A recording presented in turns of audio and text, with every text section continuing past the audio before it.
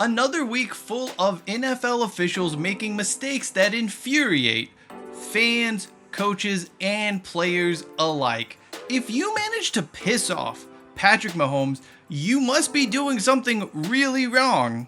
The thing is, solving this issue, it should not be difficult. Hell, this is something that should have been addressed years ago. But hey, what do I know? I'll never know or understand the hardships of being born a billionaire and having daddy gift me a professional football franchise.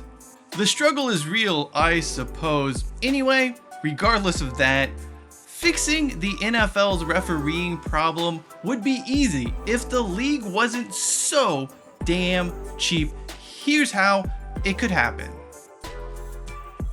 Before we get into the solution, it is important to address the reality of this situation.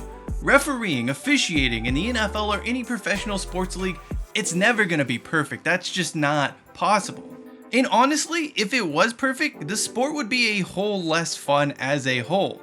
NFL officials should be put in a position to do their best through both training and making sure rules are as easy to enforce as possible. NFL owners and Roger Goodell do not seem to agree with that sentiment. In fact, they are more than happy to trot out underprepared officials to make bad calls like this. Whatever it takes to help the bottom line is what counts here. Billionaires in sports being cheapskates? Wow, what a surprise there. Here's the deal. The NFL could take 2 steps to start correcting the issue of officiating. The first is an idea that has been floated for as long as anyone can remember. Make the referees full-time employees. Now, why this is not the case is a source of debate. The league would probably hire them on a full-time basis, assuming they could get away with paying them as little money as possible. On the flip side though, officials don't really want to give up their lucrative full-time jobs in order to get paid less working as an NFL referee.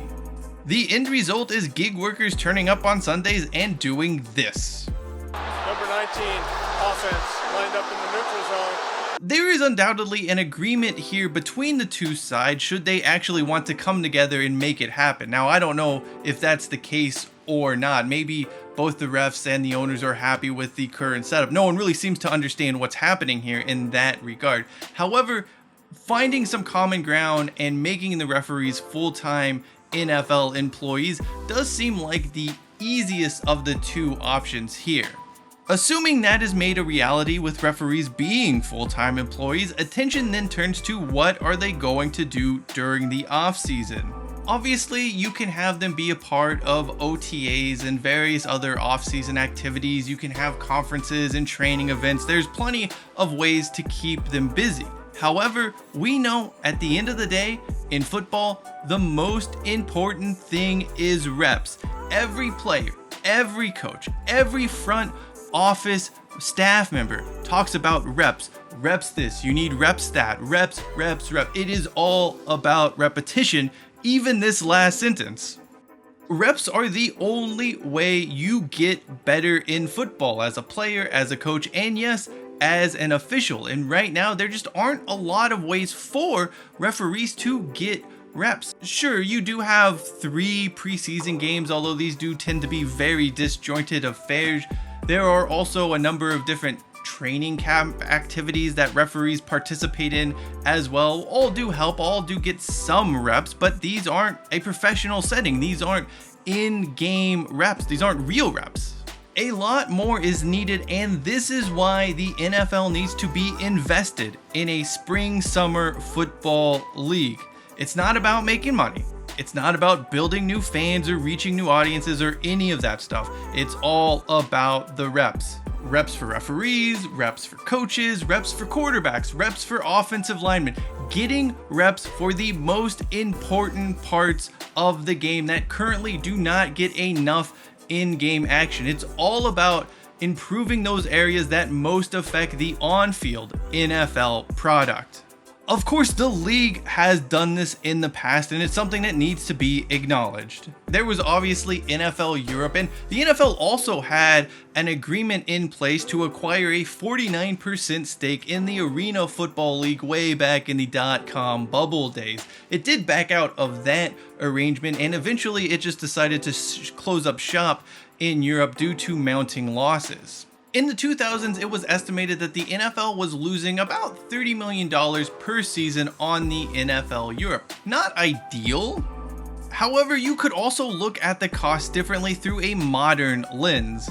Let's say, hypothetically speaking, the NFL decides it wants to get back into the spring-summer football game. Probably not going to happen in Europe.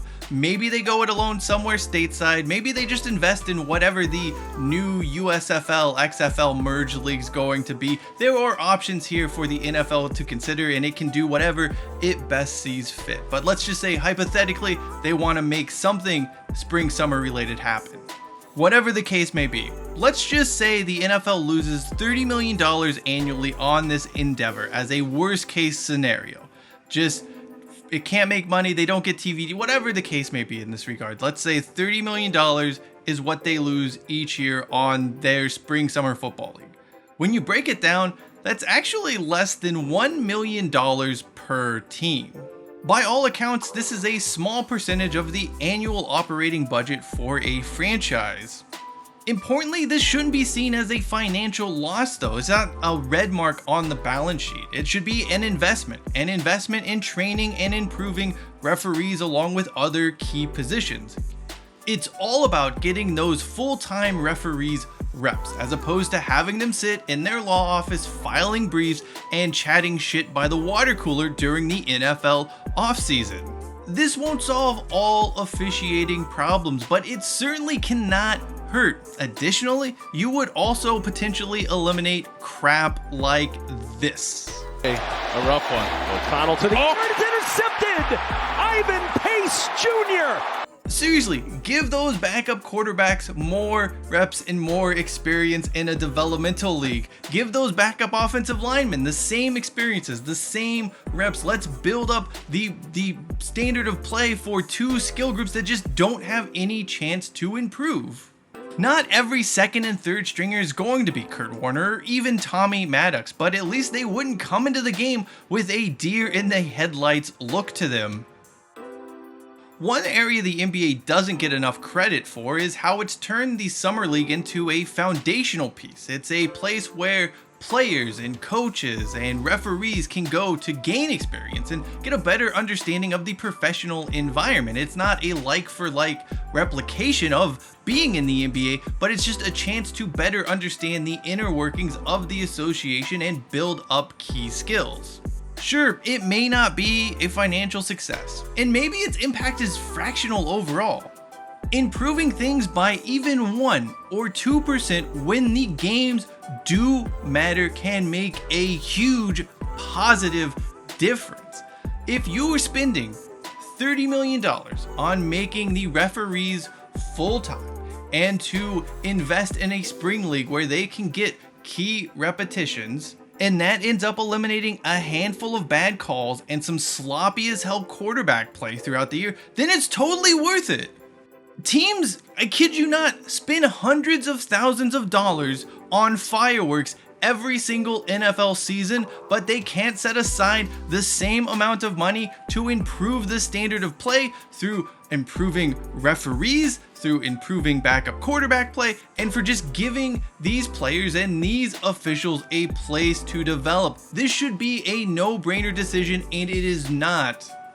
If the NFL truly wanted to fix its officiating problem, it could do so. Unfortunately, this is unlikely to happen anytime soon because NFL owners are cheap as hell, and that is a damn shame.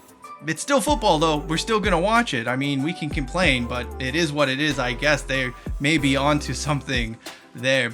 Anyway, that does it for me. I'm Shine Hollis. This is the Touchback, and as always, hashtag take it out to the 25.